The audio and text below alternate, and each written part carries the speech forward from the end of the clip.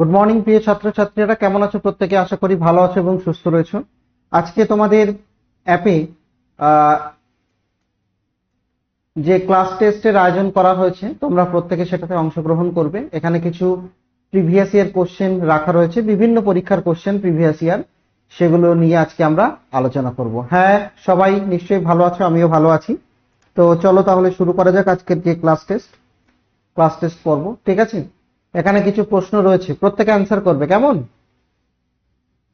ওকে, তাহলে শুরু করি।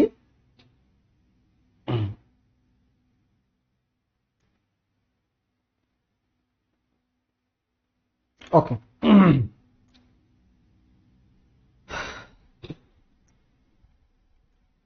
চলো।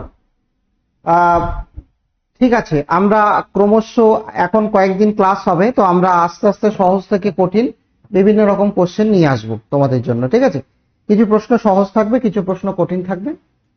তো আজকে বলো, মানুষের হৃদযন্ত্রে প্রকোষ্ঠের সংখ্যা কয়টি? দেখো, আমি যা কোশ্চেন নিয়ে আসবো, যতগুলো কোশ্চেন থাকবে সবগুলো কোশ্চেন প্রিভিয়াস ইয়ার কোশ্চেন হবে। ঠিক আছে, আমি নিজের থেকে একটাও কোশ্চেন দেব না। আমি যতগুলো কোশ্চেন দেব সবগুলো কোশ্চেন হবে PYQ, previous year question. Railway পরীক্ষা হোক বা অন্য যে কোনো পরীক্ষা হোক, সমস্ত কিছু পিওয়াইকিউস থাকবে। তো মানুষের হৃদযন্ত্রের প্রকোষ্ঠের সংখ্যা কয়টি? উত্তর হচ্ছে 4টি। ঠিক আছে, 4টি। তো তোমাদের যেটা জানতে হবে, মানুষের হৃৎপিণ্ডে রক্ত সঞ্চালনের পদ্ধতিটা জানতে হবে। মানুষের হৃৎপিণ্ডে রক্ত সঞ্চালনের পদ্ধতি। ঠিক আছে, মানুষের হৃৎপিণ্ডে তোমার 4টি প্রকোষ্ঠ থাকে। মানুষের হৃৎপিণ্ডে 4টি প্রকোষ্ঠ থাকে। ডান অলিন্দ ডান নিলয়, বাম অলিন্দ বাম নিলয়। এই এই রক্ত সঞ্চালনটা মনে রাখবে। দেহ থেকে কার্বন ডাই অক্সাইড সমৃদ্ধ রক্ত, অশুদ্ধ রক্ত ঊর্ধ্ব এবং নিম্ন মহাশিরা দিয়ে ডান অলিন্দে প্রবেশ করে। তাহলে প্রথমে রক্ত কোথায় প্রবেশ করে? ডান অলিন্দে, কার্বন ডাই অক্সাইড যুক্ত রক্ত। হলো, এটা প্রথম ধাপ। দ্বিতীয় ধাপ হচ্ছে ডান নিলয় থেকে ফুসফুসীয় ধমনীর মাধ্যমে ফুসফুসে রক্ত যায়। এটা ডান অলিন্দ। ডান অলিন্দ থেকে ডান নিলয়ে রক্ত যাচ্ছে। এইবার ডান নিলয় থেকে কোথায় যাচ্ছে? কার্বন ডাই অক্সাইড যুক্ত রক্ত ফুসফুস। এটা ফুসফুসে যায়। ফুসফুসে কি হয়? ফুসফুসে রক্তের অক্সিজেন এবং কার্বন ডাই অক্সাইড বিনিময় হয়, তাই না? এবারে ফুসফুস থেকে ফুসফুসে রক্ত পরিশোধন হয়। এবারে ফুসফুস থেকে রক্ত আবার কোথায় চলে আসে? বাম অলিন্দে, অক্সিজেন যুক্ত রক্ত, ফুসফুস। ঠিক আছে, তাহলে ফুসফুস থেকে অক্সিজেন সমৃদ্ধ রক্ত, শুদ্ধ রক্ত ফুসফুসীয় শিরা দিয়ে বাম অলিন্দে এসে বাম নিলয় থেকে মহাধমনী দ্বারা সারা দেহে ছড়িয়ে যায়। এটা এখান থেকে একটা মহাধমনী বেরোয়, অক্সিজেন যুক্ত রক্ত সারা দেহে ছড়িয়ে যায়। এই হচ্ছে মানুষের দেহে রক্ত সঞ্চালন পদ্ধতি। এটা তোমাকে মনে রাখবে। মানুষের দেহে রক্ত সঞ্চালন পদ্ধতিকে বলা হয় দ্বিসঞ্চালন। ঠিক আছে, এখান থেকে দুরকম ভাবে সঞ্চালিত হয়। দেহ থেকে হৃৎপিণ্ড, হৃৎপিণ্ড থেকে দেহ, আর দেহ থেকে ফুসফুস, ফুসফুস থেকে হৃৎপিণ্ড, এরকম ভাবে প্রিপারেশন হয়। বুঝতে পেরেছো? কথা বোঝা গেছে? রেকর্ড ক্লাস অ্যাপেই পাবে। ঠিক আছে, এগুলো তোমাদের জন্য এমনি ক্লাস, এগুলো কোনো ব্যাচের ক্লাস নয়, এগুলো সবার জন্য ফ্রি টু অল। বোঝা গেছে আমার কথা? তাহলে এই যে রক্ত সঞ্চালনের পদ্ধতি, এই রক্ত সঞ্চালন, রক্ত কোথা থেকে আসছে কোথায় যাচ্ছে, এই পদ্ধতিটা কিন্তু তোমাদের মাথায় রাখতে হবে। কারণ এখান থেকে প্রশ্ন আসে যে ফুসফুস থেকে রক্ত কোথায় প্রবেশ করে, দেহ থেকে রক্ত কোথায় যায়। ঠিক আছে, এরকম কিন্তু প্রবেশ করে, এরকম প্রশ্ন কিন্তু জিজ্ঞাসা করে। ঠিক আছে, পরের ক্লাসে আমরা চলে আসছি, পরের কোশ্চেন আমরা চলে আসছি। এটা হচ্ছে আরআরবি গ্রুপ ডির কোশ্চেন, যে পরীক্ষাটা হয়েছিল 17 তারিখে 9 মানে সেপ্টেম্বর মাসে 2018 সালে। ঠিক আছে, নেক্সট। ডায়াবেটিস রোগীর কোন হরমোনের ঘাটতি থাকে? ডায়াবেটিস রোগীর কোন হরমোনের ঘাটতি থাকে?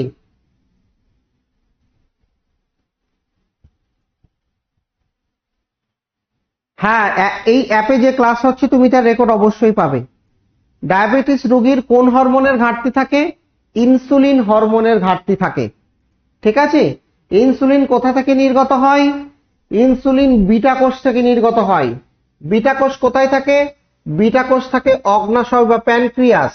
ঠিক আছে, অগ্নাশয়। অগ্নাশয়ের বিটা কোষ থেকে নির্গত হয়। এটা আমাদের রক্তে গ্লুকোজের পরিমাণকে কমায়, তাই না? আর ইনসুলিন ঘাটতি হলে কি হয়? ডায়াবেটিস রোগ হয়। ওকে, ইনসুলিন হরমোন, এই যে ইনসুলিন হরমোন, এর কাজ কি? এর কাজ হচ্ছে রক্তের যত গ্লুকোজ আছে, রক্তের সেই গ্লুকোজকে গ্লাইকোজেনে রূপান্তরিত করে। কিসে রূপান্তরিত করে?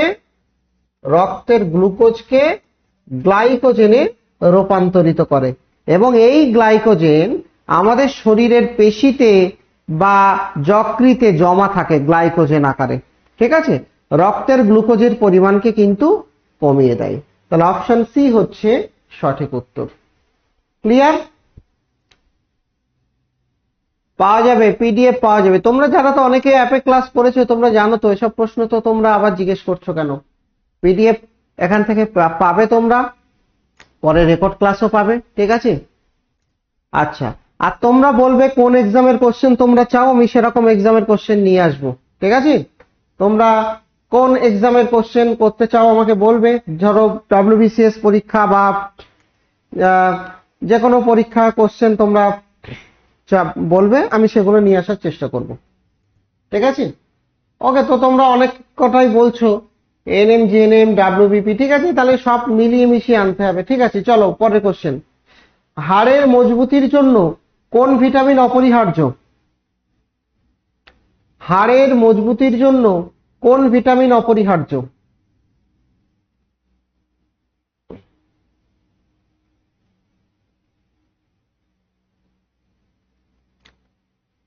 বলো।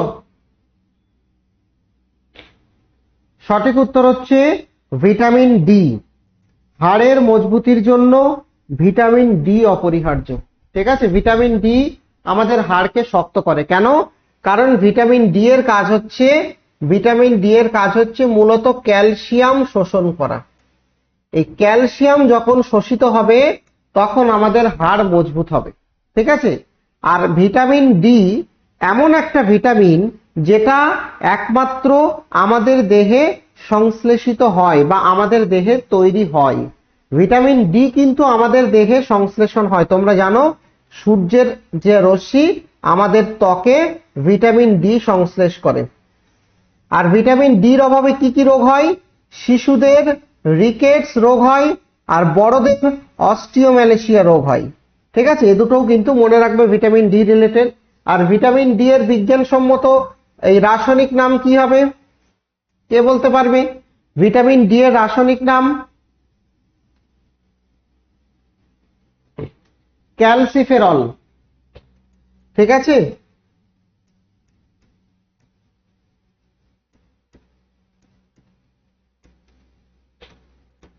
ভিটামিন ডি এর রাসায়নিক নাম হচ্ছে ক্যালসিফেরল। নেক্সট, নেক্সট বলো। রক্তের তরল উপাদানের নাম কি? রক্তের মধ্যে যে তরল উপাদান থাকে সেই তরল উপাদানের নাম কি? কে বলতে পারবে?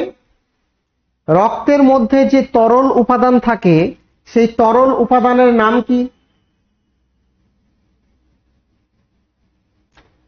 রক্তের উপাদানগুলোকে দুই ভাগে ভাগ করা যায়। রক্তের উপাদানকে আমরা কয় ভাগে ভাগ করতে পারি? দুই ভাগে ভাগ করতে পারি। এক হচ্ছে রক্তরস,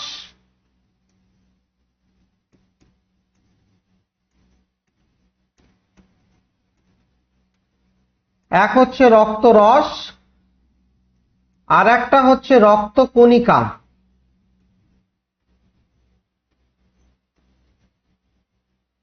এই রক্তরস বা এটাকে বলা হচ্ছে প্লাজমা।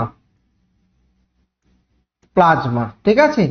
এই প্লাজমা এটা কিন্তু তরল উপাদান, এর মধ্যে ম্যাক্সিমামটাই জল থাকে, আর কিছু জৈব পদার্থ অজৈব পদার্থ থাকে, ঠিক আছে। 55% থাকে, আর ওদিকে থাকে রক্তকণিকা 45%। তাই প্লাজমা হচ্ছে এই প্লাজমার মধ্যে প্রায় 90 থেকে 92% থাকে কিন্তু জল, সুতরাং ম্যাক্সিমামটাই কিন্তু তরল, ঠিক আছে। প্লাজমার ঘনত্ব কত? প্লাজমার ঘনত্ব হচ্ছে 1.03 থেকে 1.06 গ্রাম পার ml। এটা হচ্ছে প্লাজমার ঘনত্ব, ডেনসিটি, যেখানে জলের ঘনত্ব 1 গ্রাম পার ml, আর প্লাজমার ঘনত্ব জলের থেকে সামান্য বেশি। জল 1 গ্রাম আর এটা 1.03 গ্রাম। আর প্লাজমার রং হচ্ছে হালকা হলুদ। প্লাজমা হচ্ছে ঈষৎ হলুদ বর্ণের হয়। বোঝা গেছে? এই তথ্যগুলো কিন্তু তোমাদের লাগবে, ঠিক আছে। তোমাদের পরের দিন আমি কিছু অবশ্যই ফিজিক্সের অঙ্ক নিয়ে আসবো, অবশ্যই, ঠিক আছে। আর অগ্নিবীরের স্টুডেন্ট এখানে অনেক আছো, তো আমি চেষ্টা করব কিছু কোশ্চেন নিয়ে আসার, ঠিক আছে। ওকে, নেক্সট কোশ্চেন আমরা চলে আসছি। বলো, রক্ত জমাট বাঁধায় কোন উপাদান সাহায্য করে? হ্যাঁ, 9টার ক্লাস হবে অভিজিৎ, 9টার ক্লাস হবে তোমাদের, ডাব্লিউবিপির ক্লাস হবে 9টায়। বলো, রক্তের কোন উপাদান রক্ত জমাট বাঁধতে সাহায্য করে? সঠিক উত্তর হচ্ছে অনুচক্রিকা বা প্লেটলেটস, তাই তো? অনুচক্রিকা বা প্লেটলেটস। এই অনুচক্রিকা প্লাস আর একটা ভিটামিন আছে যারা রক্ত জমাট বাঁধতে সাহায্য করে, তারা হচ্ছে ভিটামিন কে। এরাও রক্ত জমাট বাঁধতে সাহায্য করে, ঠিক আছে। অপশন এ হবে সঠিক উত্তর। তো এই রক্ত জমাট বাঁধার যে প্রক্রিয়া, রক্ত জমাট বাঁধার যে প্রক্রিয়া, সেই প্রক্রিয়াটা একটু জেনে রাখো। কি সেই প্রক্রিয়া? দেখো, রক্তক্ষরণ যখন হয় তখন আমাদের শরীরে যতগুলো অনুচক্রিকা আছে ওই জায়গায়, ওই স্থানে, তারা সাথে সাথে ভেঙে যায়। ভেঙে প্রথমে থ্রম্বোপ্লাস্টিন উৎপন্ন করে। আমাদের শরীরে যত রক্তকণিকা রয়েছে তারা যেখানে ক্ষতস্থল সেখানে তাড়াতাড়ি যায়, গিয়ে তারা ভেঙে যায়, ভেঙে থ্রম্বোপ্লাস্টিন তৈরি করে, ঠিক আছে।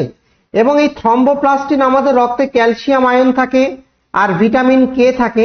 এদের উপস্থিতিতে প্রথমবিন থ্রম্বিনে পরিণত হয় এবং এই দ্রবণীয় ফাইব্রিনোজেন, ঠিক আছে, ফাইব্রিনে পরিণত হয়।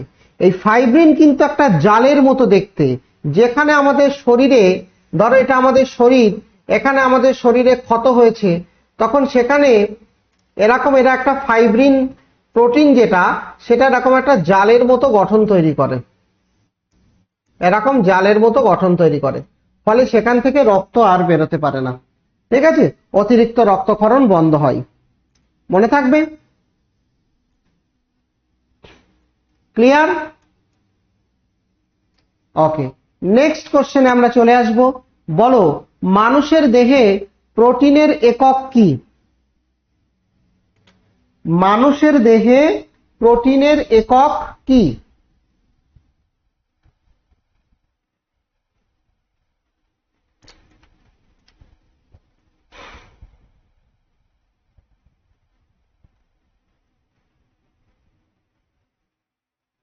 কোনটা হবে? মানুষের দেহে প্রোটিনের একক হচ্ছে অ্যামাইনো অ্যাসিড। অ্যামাইনো অ্যাসিড গুলো, এদেরকে বলা হচ্ছে মনোমার।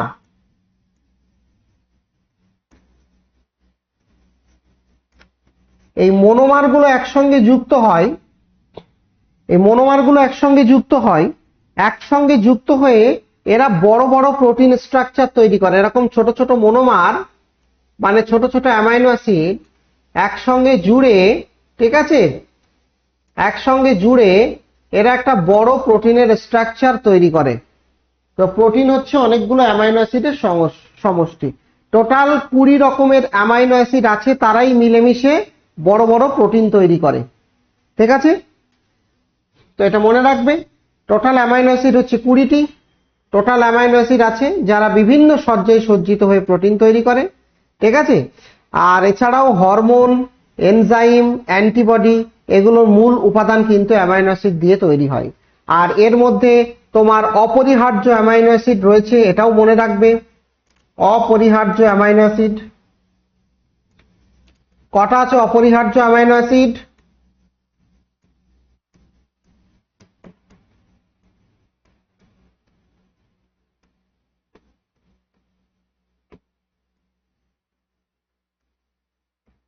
অপরিহার্য অ্যামাইনো অ্যাসিড কটা আছে? টোটাল 9টা। কটা আছে অপরিহার্য অ্যামাইনো অ্যাসিড? টোটাল 9টা। ঠিক আছে, এই 9টা অপরিহার্য অ্যামাইনো অ্যাসিডের নাম তোমরা কিন্তু মনে রাখবে। পরের কোশ্চেন আমরা চলে আসি।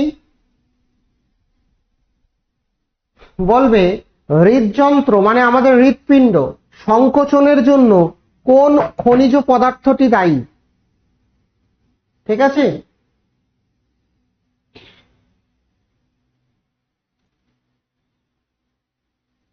WBCS এর জন্য প্র্যাকটিস ব্যাচ তো নেই।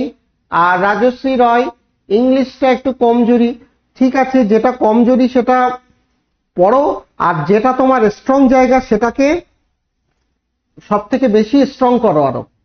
ঠিক আছে, একজন স্টুডেন্টের সব জায়গায় সব দিকে জোর থাকবে এটা হয় না। কোন স্টুডেন্টের হয়তো ম্যাথে কমজোরি আছে কিছুটা, কোন স্টুডেন্টের হয়তো বিজ্ঞান, কোন স্টুডেন্টের হয়তো তোমার অন্য কোনো সাবজেক্টে কমজোরি আছে। তো বিষয়টা হচ্ছে কমজোরির জায়গাটা পড়তে হবে, একেবারে ছাড়লে হবে না। কিন্তু তোমার যেটা স্ট্রং পার্ট সেটাকে এতটাই স্ট্রং করবে যেন তোমার থেকে আগে কেউ না যেতে পারে।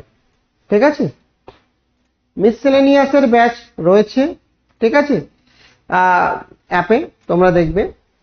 তাহলে হৃদযন্ত্রের সংকোচনের জন্য দায়ী হচ্ছে ক্যালসিয়াম। ঠিক আছে, ক্যালসিয়াম কি করে? আমাদের মাংসপেশির সংকোচন ঘটায়। ঠিক আছে, এবং আমাদের হৃদযন্ত্রের যে কার্ডিয়াক পেশি রয়েছে যেটা হৃৎপিণ্ডের সংকোচন প্রসারণের জন্য দায়ী, তার জন্য কিন্তু ক্যালসিয়াম দরকার। ঠিক আছে, তো ক্যালসিয়ামের উৎস কি? ক্যালসিয়ামের উৎস হচ্ছে দুধ এবং শাকসবজি।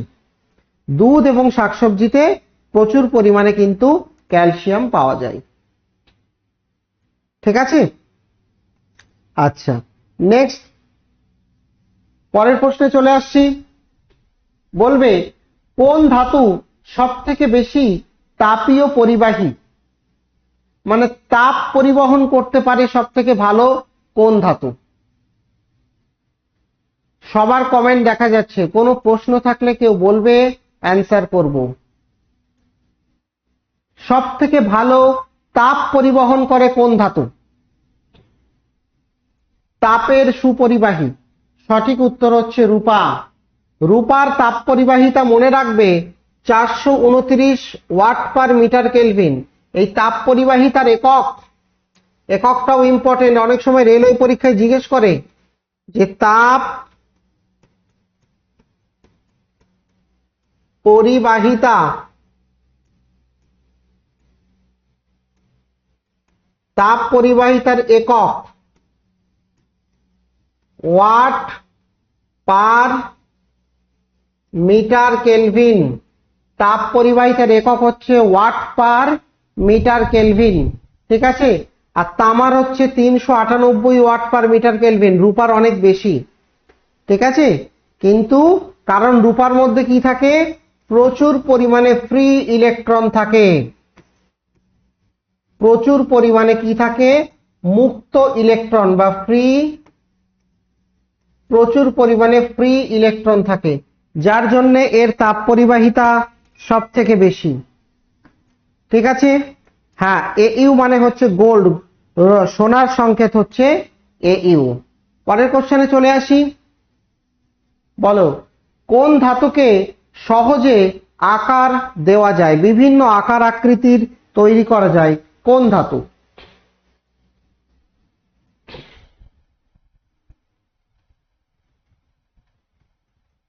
হ্যাঁ, রূপা যদি অপশনে না থাকে সেক্ষেত্রে অল্টারনেটিভ হবে তামা, কারণ রূপার পরেই হচ্ছে তামা।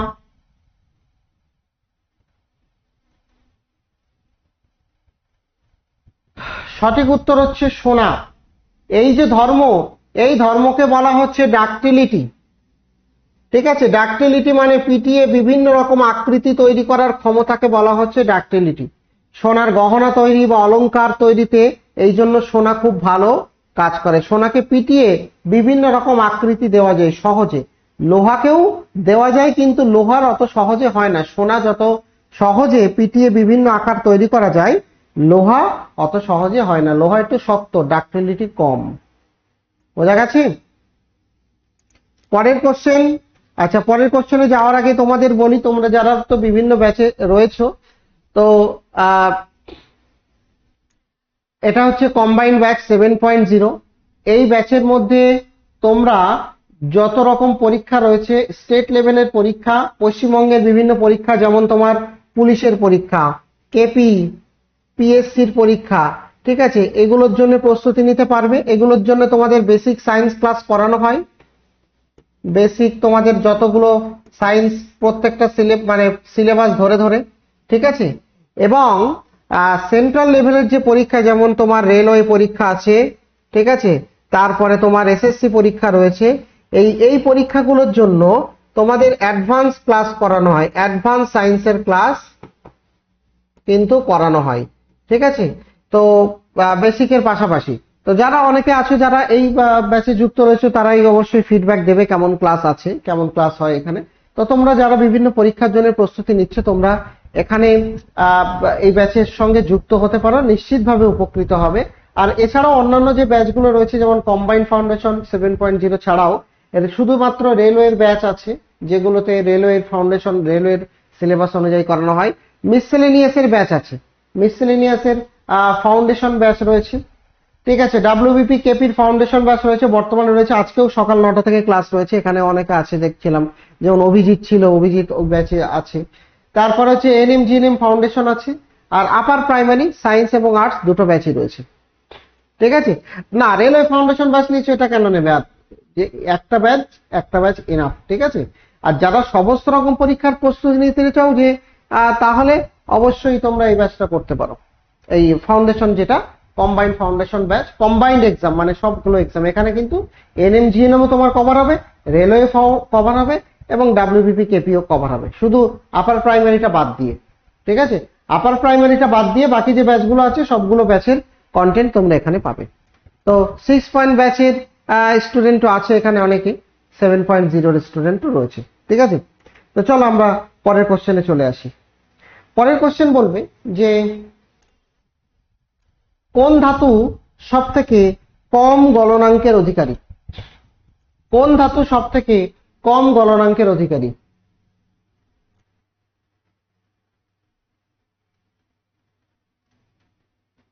কোন ধাতুর গলনাঙ্ক সব থেকে কম?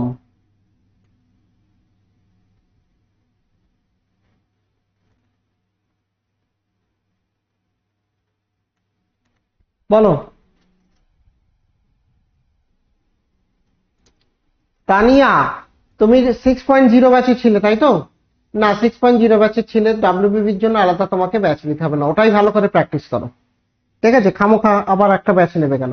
তুমি একটা ব্যাচে ছিলে, ওটাই তুমি ভালো করে প্র্যাকটিস করো, ওখানেই ডাব্লিউবিপির জন্য সমস্ত কিছুই করানো হয়েছে। তো যেটা বলছিলাম, কোন ধাতুর গলনাঙ্ক সব থেকে কম, সেটা হচ্ছে পারদ। পারদের গলনাঙ্ক সব থেকে কম। কেন? পারদের গলনাঙ্ক হচ্ছে -39°C। পারদের গলনাঙ্ক হচ্ছে -39°C, যেটা সমস্ত ধাতুর মধ্যে সব থেকে কম। আর পারদের স্ফুটনাঙ্ক কত?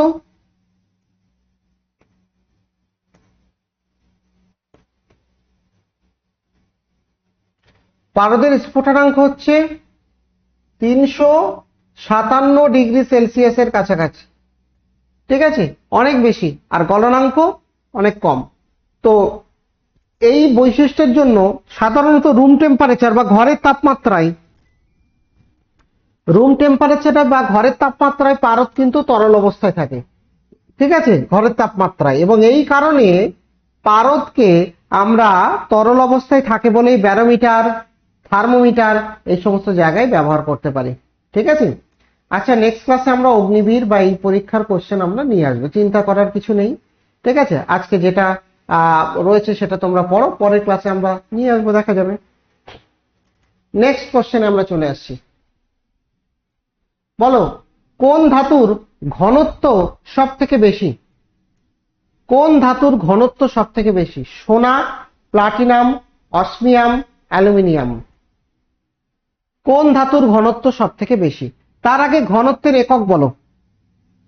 ঘনত্বের একক এসআই এবং সিজিএস। এসআই একক আর সিজিএস একক। ঘনত্বের একক, এটাও একক। তো একক এবং মাত্রা থেকে কোশ্চেন কিন্তু পরীক্ষায় আসতে পারে। ঠিক আছে। রেলওয়ে ফাউন্ডেশন ব্যাচ মিসেলেনিয়াস না নিতে হবে না, দরকার নেই। রেলওয়ে ফাউন্ডেশন ব্যাচে এনাফ, ওখানে মিসেলেনিয়াস এর সিলেবাস কভার হয়ে যাবে। ঘনত্বের একক হচ্ছে এসআই একক হচ্ছে কিলোগ্রাম পার মিটার কিউব বা মিটার টু দি পাওয়ার -3, আর এটা হচ্ছে gram per semi cube semi to the power -3। ঠিক আছে, তাহলে এটা হচ্ছে ঘনত্বের একক। এবং কোন ধাতুর ঘনত্ব সব থেকে বেশি? সেটা হচ্ছে অসমিয়াম ধাতু। অসমিয়াম ধাতুর ঘনত্ব হচ্ছে 22.59 গ্রাম পার সেন্টিমিটার এবং বা 22,590 কিলোগ্রাম পার মিটার কিউব। যেখানে পারদের ঘনত্ব কত? 13.6। তাতেই পারদ কত ভারী। ঠিক আছে, তাতেই পারদ কত ভারী। আর এটা তো অনেক বেশি। এটা হচ্ছে নীলাভ সাদা বর্ণের একটা অত্যন্ত কঠিন এবং ভারী একটা ধাতু, যার পারমাণবিক সংখ্যা বা জেড হচ্ছে 76 এবং এর গলনাঙ্ক 3033 ডিগ্রি সেলসিয়াস। 3033 ডিগ্রি সেলসিয়াস গলনাঙ্ক, আর এর পরমাণু ক্রমাঙ্ক হচ্ছে 76। ধাতুটার নাম হচ্ছে অসমিয়াম, মনে রাখবে। ঠিক আছে, অসমিয়াম ধাতুর ঘনত্ব সব থেকে বেশি।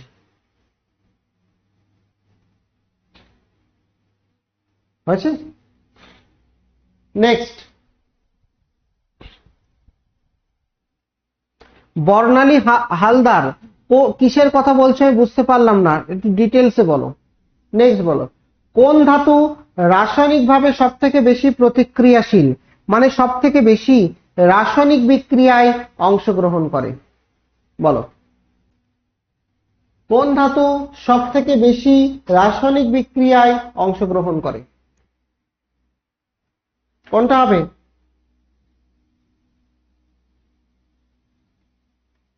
এনসিইআরটি। তুমি কোন এক্সামের জন্য প্রিপারেশন নিচ্ছ বর্ণালী?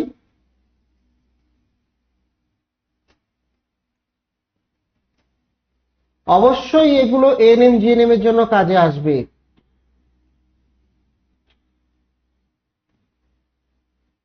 সঠিক উত্তর হচ্ছে সোডিয়াম। কারণ সোডিয়াম ধাতু হচ্ছে অত্যন্ত প্রতিক্রিয়াশীল ধাতু। সোডিয়ামের পরমাণু ক্রমাঙ্ক কত? সোডিয়ামের পরমাণু ক্রমাঙ্ক হচ্ছে 11। হাইলি রিঅ্যাক্টিভ, বিশেষ করে জলের সঙ্গে বিক্রিয়া করে হাইড্রোজেন গ্যাস তৈরি করে এবং আগুন তৈরি হয়, প্রচুর তাপ তৈরি হয়। ঠিক আছে, এই জন্য খোলা বাতাসে যদি আমরা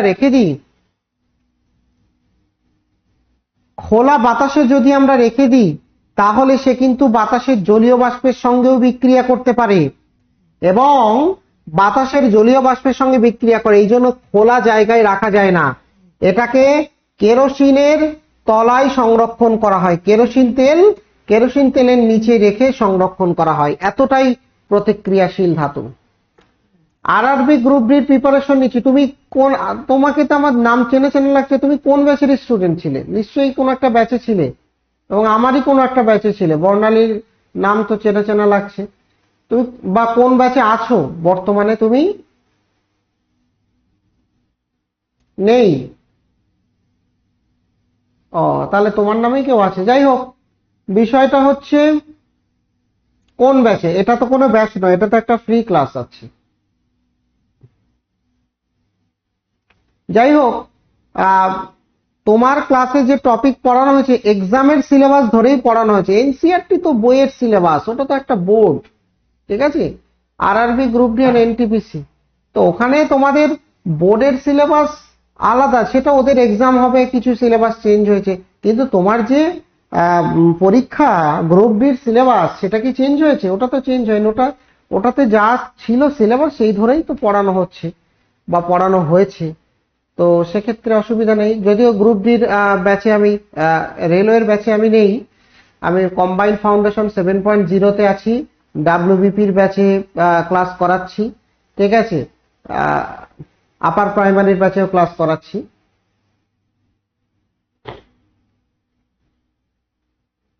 আচ্ছা ঠিক আছে।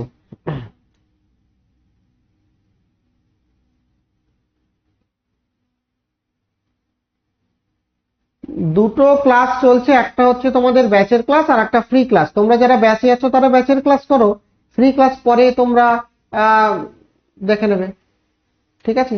এটা তো ফ্রি ক্লাস, এটা এই সময়ই হবে। আর তোমরা যারা ব্যাচে আছো তারা ব্যাচের ক্লাস করো, তোমাদের যে রিলেটেড যে ব্যাচে তোমরা রয়েছো সেখানে তোমরা ক্লাস করো। চলো শুরু করি তাহলে। নেক্সট, কোন ধাতু সাধারণ অবস্থায় চৌম্বকীয়? এই চৌম্বকীয় শব্দের অর্থ কি? ম্যাগনেটিক ম্যাটেরিয়াল, এদেরকে ইংরেজিতে বলে ম্যাগনেটিক ম্যাটেরিয়াল। এর অর্থ কি? এর অর্থ হচ্ছে এরা চৌম্বক ক্ষেত্রে সাড়া দেয়, এরা চৌম্বক ক্ষেত্রে সাড়া দেয়, ম্যাগনেটিক ম্যাটেরিয়াল বলা হয়, চৌম্বক ক্ষেত্রে সাড়া দেয়। সঠিক উত্তর হচ্ছে তাহলে লোহা, ঠিক আছে, লোহা চৌম্বক ক্ষেত্রে সাড়া দেয়। বোঝা গেছে? ক্লিয়ার? এটা সোজা কোশ্চেন, একদমই সোজা কোশ্চেন। পরের কোশ্চেন আমরা চলে আসি। বলবে কোন ধাতু জল থেকে হাইড্রোজেন মুক্ত করতে পারে? আমরা জানি জলের সংকেত কি? জলের সংকেত হচ্ছে H2O।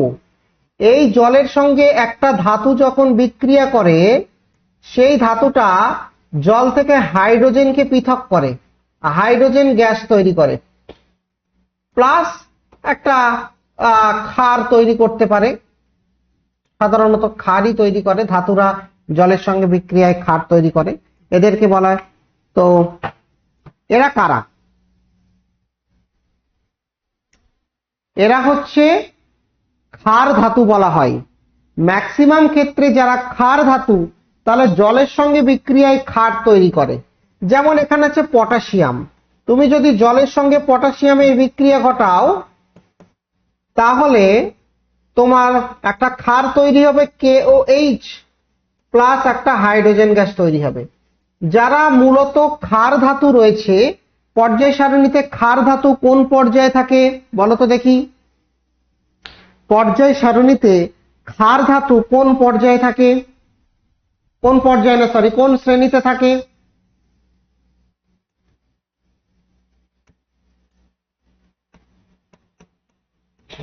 ক্ষার ধাতু থাকে গ্রুপ 1 বা শ্রেণী 1। গ্রুপ 1-এ যারা থাকে তারা সবাই হচ্ছে ক্ষার ধাতু, 1 নম্বর শ্রেণীতে থাকে।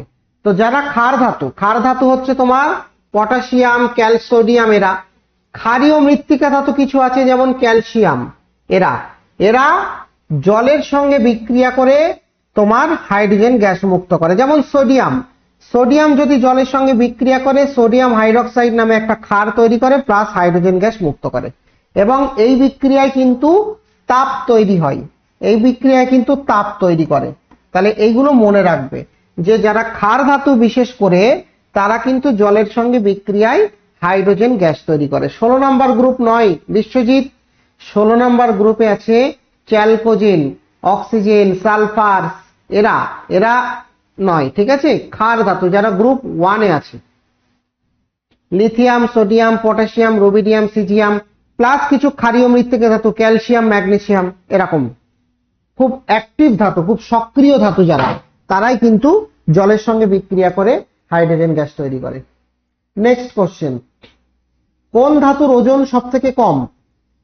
এখানে বলছে ওজনে হালকা। কোন ধাতু ওজনে হালকা বা সব থেকে কম ওজন সম্পন্ন?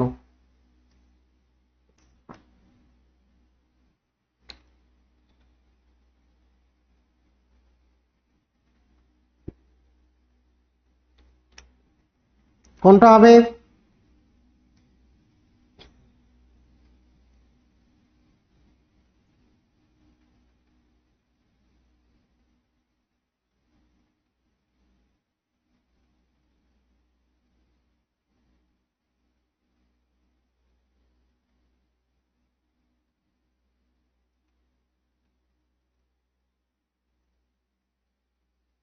বলো। সঠিক উত্তর হচ্ছে লিথিয়াম। না, অ্যালুমিনিয়াম হবে না। কারণ দেখো, তোমার আমি একটু আগে ক্ষার ধাতু নিয়ে আলোচনা করছিলাম। ক্ষার ধাতু, ধাতু এখান থেকেই শুরু হয়, ক্ষার ধাতু থেকেই শুরু হয়। যারা তোমার আছে গ্রুপ 1, গ্রুপ 1 কারা কারা আছে? হাইড্রোজেন বাদ দিয়ে, প্রথমে হাইড্রোজেন আছে ওটা বাদ, হাইড্রোজেন বাদে lithium, sodium, potassium, rubidium, caesium, ঠিক আছে, ফ্রান্সিয়াম, এরা সবাই হচ্ছে ক্ষার ধাতু। এই ক্ষার ধাতু ওপরে লিথিয়াম যেটা আছে, যার পরমাণু ক্রমাঙ্ক তোমার 3, এই লিথিয়াম সব থেকে হালকা। সোডিয়ামের পরমাণু ক্রমাঙ্ক হচ্ছে 11, তো পটাশিয়ামের হচ্ছে তোমার এইরকম ভাবে যারা যারা রয়েছে পরপর, এরা হচ্ছে তোমার ক্ষার ধাতু। এই ক্ষার ধাতুর মধ্যে লিথিয়াম সব থেকে হালকা ক্ষার ধাতু, এবং লিথিয়ামের ওজন সব থেকে কম। এমনকি লিথিয়াম জলের থেকেও হালকা, লিথিয়াম জলের থেকেও হালকা। ঠিক আছে, তাহলে অপশন সি হবে সঠিক উত্তরের। ঘনত্ব কত? 0.534 গ্রাম পার সেমি কিউব। জলের ঘনত্ব কত বলতে পারবে?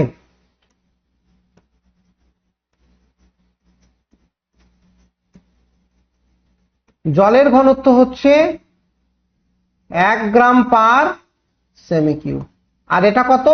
0.5, মানে জলের থেকেও অর্ধেক পরিমাণ হালকা। ঠিক আছে, জলের থেকেও অর্ধেক পরিমাণ হালকা। এরোপ্লেন তৈরিতে লিথিয়াম ব্যবহার করা হয় না, এরোপ্লেন তৈরিতে একটা সংকর ধাতু ব্যবহার করা হয়। ঠিক আছে, নেক্সট। কোন ধাতু সাধারণত ক্ষারীয় অবস্থায় পাওয়া যায়? কোন ধাতু সাধারণত ক্ষারীয় অবস্থায় পাওয়া যায়? বলো, ক্ষারীয় অবস্থায় পাওয়া যায় সাধারণত কোন ধাতু? এটা তো তোমরা বলতে পারবে।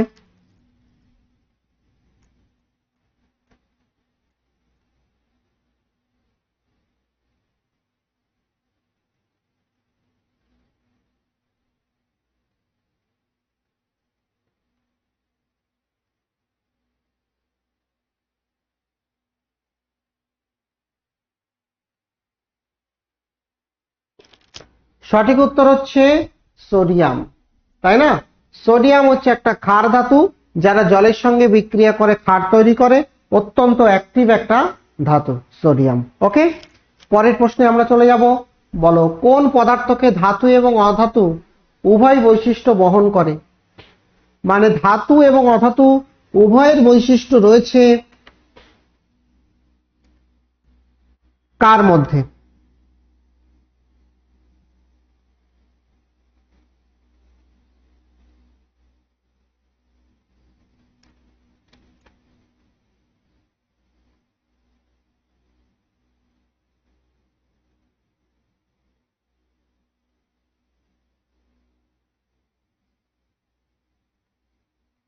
কোনটা হবে?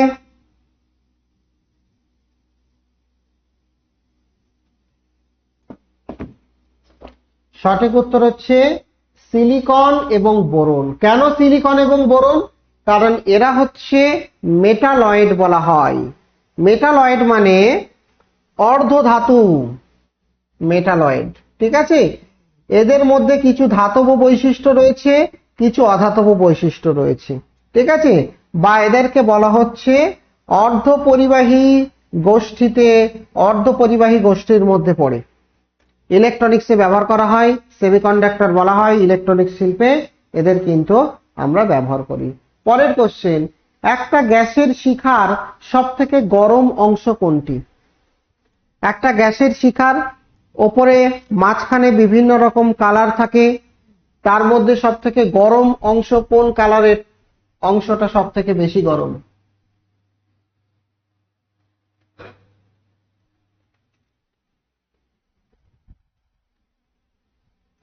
গ্যাসীয় শিখার সব থেকে গরম অংশ কোনটি?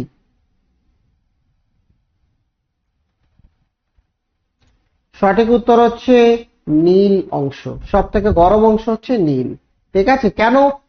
কারণ মনে রাখবে গ্যাসের শিখার যেটা নীল অংশ সেখানে অক্সিজেন সব থেকে বেশি পরিমাণে থাকে, ফলে সেখানে সম্পূর্ণ দহন ঘটে।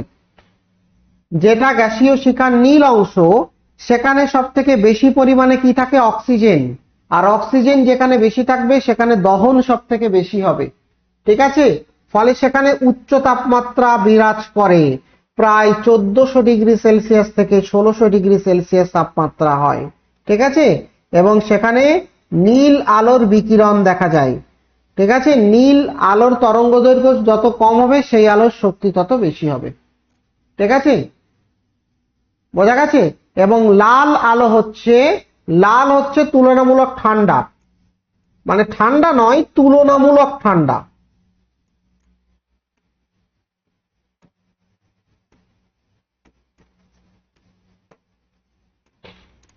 আর এটা সব থেকে গরম।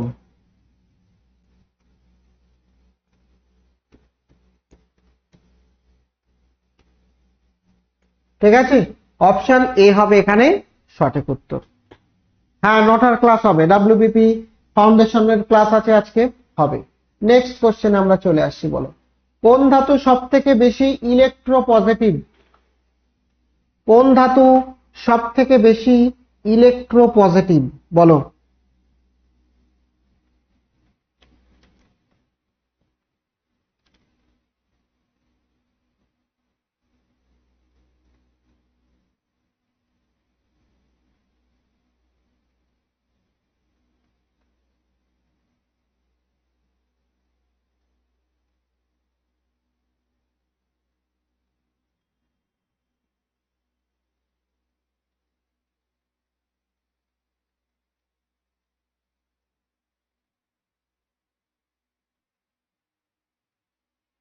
কোনটা হবে ইলেকট্রোপজিটিভ? সঠিক উত্তর হচ্ছে সিজিয়াম ধাতু। সিজিয়াম ধাতু কোথায় থাকে? গ্রুপ 1-এ। যত নিচের দিকে আসবে ইলেকট্রোনেগেটিভিটি তত কমবে। ঠিক আছে, গ্রুপ 1 পর্যায় সারণী তোমরা অনেকে পড়েছো। গ্রুপ 1-এ কারা থাকে? আবার একবার বলছি, গ্রুপ 1-এ থাকে sodium, potassium, rubidium, caesium, francium, এরকম ভাবে এরা থাকে। যত নিচের দিকে আসবে তড়িৎ ঋণাত্মকতা কমবে।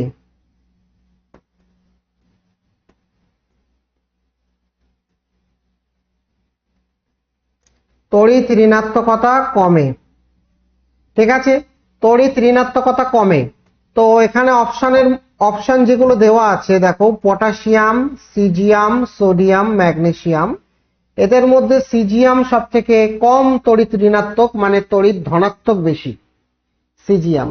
এবং একটা ক্রিয়া রয়েছে যেটাকে বলা হয় আলোক তড়িৎ ক্রিয়া।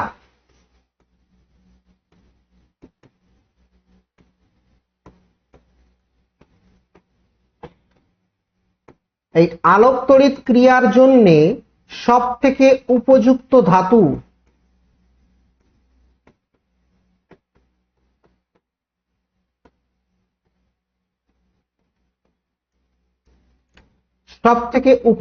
ধাতু হচ্ছে সিজিয়াম। আলোক তড়িৎ ক্রিয়া কোন ধাতুতে সব থেকে বেশি হয়? সেটা হচ্ছে সিজিয়াম ধাতু। আর সব থেকে বেশি তড়িৎ ঋণাত্মক কে?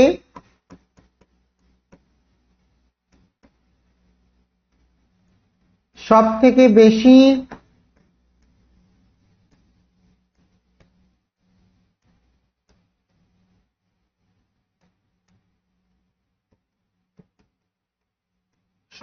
বেশি তড়িৎ ঋণাত্মক ধাতু হচ্ছে ফ্লোরিন। মানে ধাতু নয় এটা, তড়িৎ ঋণাত্মক মৌল হচ্ছে ফ্লোরিন। ফ্লোরিনের তড়িৎ ঋণাত্মকতা সব থেকে বেশি, ঠিক আছে, আর সব থেকে কম হচ্ছে এখানে সিজিয়াম। নেক্সট কোশ্চেনে আমরা চলে আসছি। কোন যৌগ কৃষি জমির অম্লত্ব নির্ধারণে সাহায্য করে? কোন যৌগ কৃষি জমিতে অম্লত্ব নির্ধারণে সাহায্য করে, যে জমিটা আম্লিক নাকি ক্ষারীয় নাকি নিউট্রাল?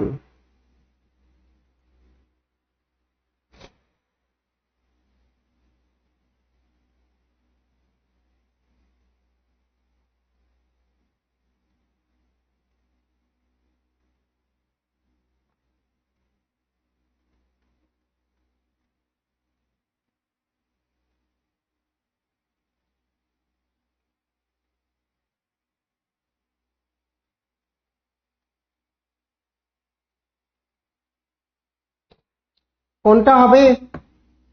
সঠিক উত্তর হচ্ছে লাইকেন থেকে তৈরি লিটমাস।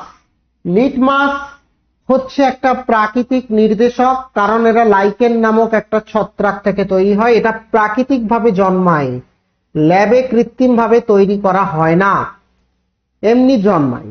তাই এরা হচ্ছে প্রাকৃতিক নির্দেশক, ঠিক আছে। এবং এরা মাটির পিএইচ নির্ধারণে সাহায্য করে। তোমরা জানো যে অ্যাসিডে এরা লাল বর্ণ ধারণ করে এবং ক্ষারে এরা নীল বর্ণ ধারণ করে। অ্যাসিড এবং ক্ষারে এরা বিভিন্ন বর্ণ ধারণ করে, সেই অনুযায়ী মাটির অম্লত্ব বা ক্ষারকত্ব এরা কিন্তু ঠিক করে। নেক্সট কোশ্চেনে আমরা চলে আসব। কোন দুটি উপাদান মিশিয়ে ব্রোঞ্জ তৈরি করা হয়? কারণ ব্রোঞ্জ একটা সংকর ধাতু।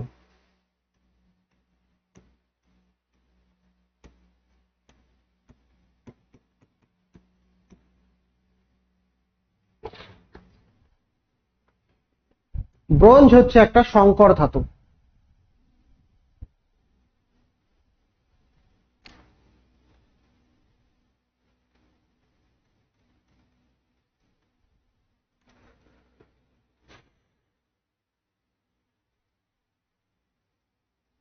কোনটা হবে? সঠিক উত্তর হচ্ছে তামা এবং টিন, এটা মিশিয়ে ব্রোঞ্জ তৈরি করা হয়, ঠিক আছে। যেটা মুদ্রা তৈরি বা বিভিন্ন শিল্পে ব্যবহার করা হয়, মূর্তি তৈরিতে ব্যবহার করা হয়, বিভিন্ন উপাদান তৈরিতে ব্যবহার করা হয়। Next question. কোন পদার্থের সাহায্যে ব্ল্যাক অ্যান্ড হোয়াইট ফটোগ্রাফি সম্ভব? সাদা কালো ফটোগ্রাফি করা কোন কেমিক্যাল ব্যবহার করা হয়? সিলভার ব্রোমাইড, সিলভার ক্লোরাইড, উভয় নাকি সোডিয়াম অক্সাইড? কোন পদার্থের সাহায্যে ব্ল্যাক অ্যান্ড হোয়াইট ফটোগ্রাফি করা হয়? Black and white photography.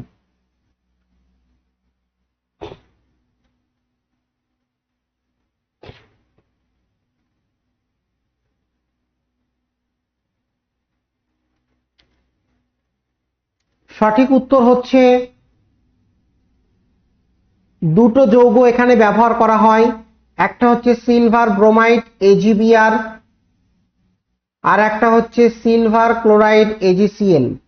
এরা অত্যন্ত আলোক সংবেদী, মানে আলোর উপস্থিতিতে এদের মধ্যে কিছু রাসায়নিক পরিবর্তন ঘটে এবং এরা কালো হয়ে যায়, ফলে সাদা কালো ফটোগ্রাফি তৈরিতে এগুলো ব্যবহার করা হয়, ঠিক আছে।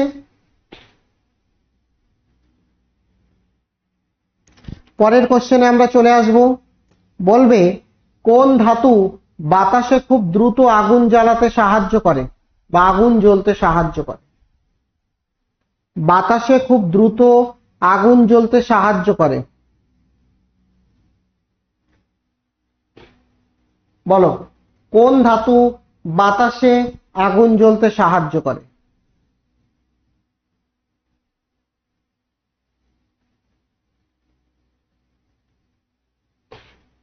সঠিক উত্তর হচ্ছে সোডিয়াম এবং পটাশিয়াম। কেন? কারণ আগেই বলা হয়েছে এরা অত্যন্ত প্রতিক্রিয়াশীল ধাতু, এরা এতটাই অ্যাক্টিভ ধাতু যে যদি সোডিয়াম বা পটাশিয়াম আমরা বাতাসে রাখি তাহলে বাতাসের যে জলীয় বাষ্প তার সঙ্গে এরা বিক্রিয়া করে। এবং এরা বিক্রিয়া করে কি তৈরি করে? ক্ষার তৈরি করে, NaOH, KOH। তার সঙ্গে উভয় হাইড্রোজেন গ্যাস তৈরি করে, তার সঙ্গে প্রচুর পরিমাণে তাপ তৈরি করে। এই উৎপন্ন তাপের জন্য আগুন ধরে যায়, এতটাই তাপ তৈরি করে যে আগুন ধরে যায়। বোঝা গেছে?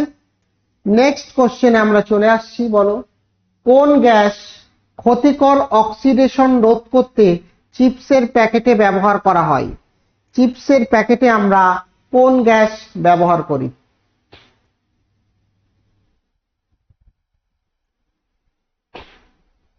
কোনটা হবে? চিপসের প্যাকেটে ব্যবহার করা হয় অক্সিডেশন বা জারণ রোধ করতে, সেই গ্যাসটা হবে নিষ্ক্রিয় প্রকৃতির। অবশ্যই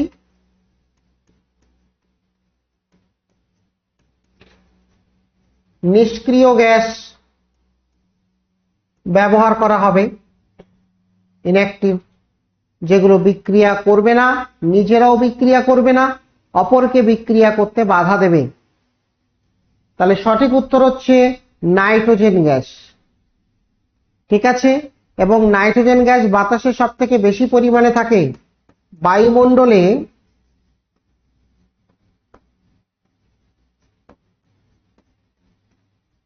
বায়ুমণ্ডলে নাইট্রোজেন গ্যাসের পরিমাণ কতটা থাকে বলো?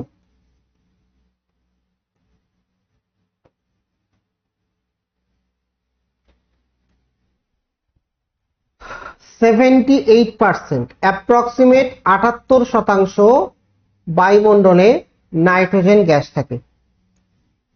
খুবই নিষ্ক্রিয় গ্যাস। ঠিক আছে? 95% নয়, 78%। পরের কোশ্চেনে আমরা চলে আসব।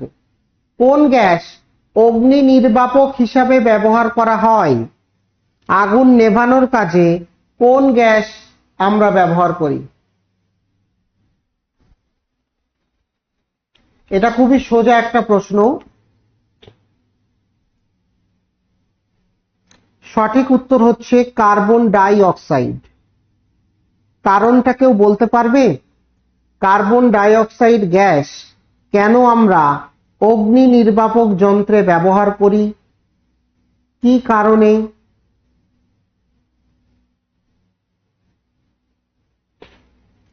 Yes, very good.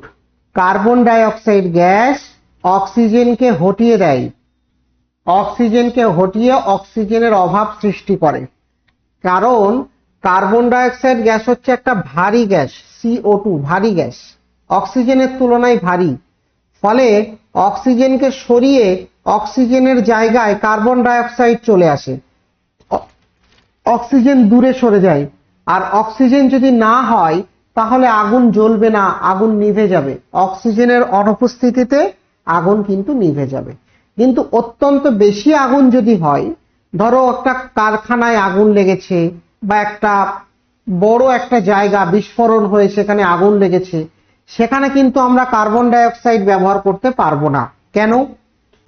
কারণ অত্যন্ত তাপের ফলে কার্বন ডাই অক্সাইড আবার ভেঙে যায়, ভেঙে গিয়ে কার্বন এবং অক্সিজেন তৈরি করে। এই অক্সিজেন আগুন জ্বালাতে সাহায্য করে। তাহলে বেশি তাপ হলে, বেশি আগুন থাকলে কার্বন ডাই অক্সাইড গ্যাস চলবে না, তখন আবার জল দিতে হবে। একমাত্র উপায় হচ্ছে জল দেওয়া। কম আগুন থাকলে কার্বন ডাই অক্সাইড গ্যাস ভালো কাজ করে। ঠিক আছে? Next question. কোন যৌগ শক্তি উৎপাদনকারী ব্যাটারিতে ব্যবহার করা হয়? শক্তি তৈরি করছে এরকম ব্যাটারিতে কোন যৌগ ব্যবহার করা হয়? বিশেষ করে ব্যাটারি তৈরিতে, ব্যাটারি শিল্পে কোন যৌগকে ব্যবহার করা হয়? Lithium cobalt oxide, sodium chloride, magnesium sulphate, calcium carbonate. সঠিক উত্তর হচ্ছে লিথিয়াম কোবাল্ট অক্সাইড। ঠিক আছে? এটা হচ্ছে আয়ন, লিথিয়াম আয়ন যে ব্যাটারি আমরা ব্যবহার করি, বর্তমান দিনে মোবাইলে লিথিয়াম আয়ন ব্যাটারি, তার মধ্যে লিথিয়াম কোবাল্ট অক্সাইড ব্যবহার করা হয়। ঠিক আছে, এটা কেন হয়? এটা হচ্ছে হালকা প্লাস দ্রুত চার্জ হয় এবং ডিসচার্জ হয়, বারবার ব্যবহার করা যায় এবং এটা অনেক সুবিধাজনক, এই কারণে এটাকে আমরা ব্যবহার করি। নেক্সট কোশ্চেন, কোন ধাতু উচ্চ প্রতিফলন ক্ষমতার জন্য পরিচিত?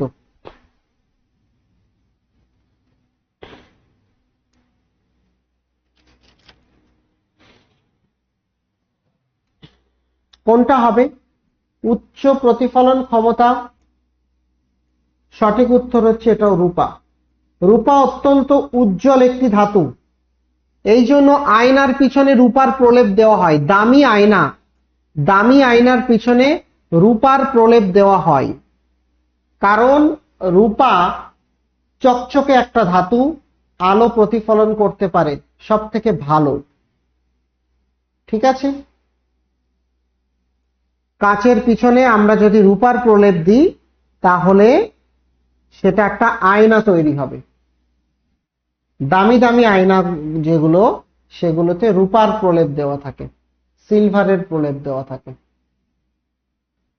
ঠিক আছে, নেক্সট, কোন গ্যাস ঠান্ডা পানীয়ের বোতলে চাপ বজায় রাখতে ব্যবহার করা হয়? হাই প্রেসারে রাখা হয় ঠান্ডা পানীয়গুলো, কোন গ্যাস থাকে সেখানে?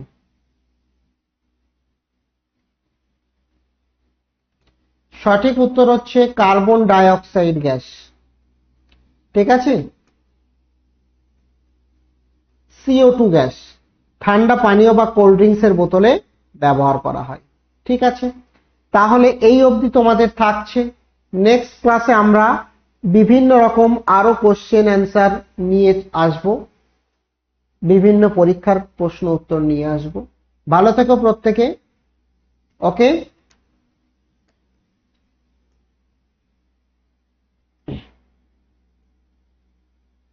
যেগুলো বলা হলো এগুলো ভালো করে প্র্যাকটিস করবে।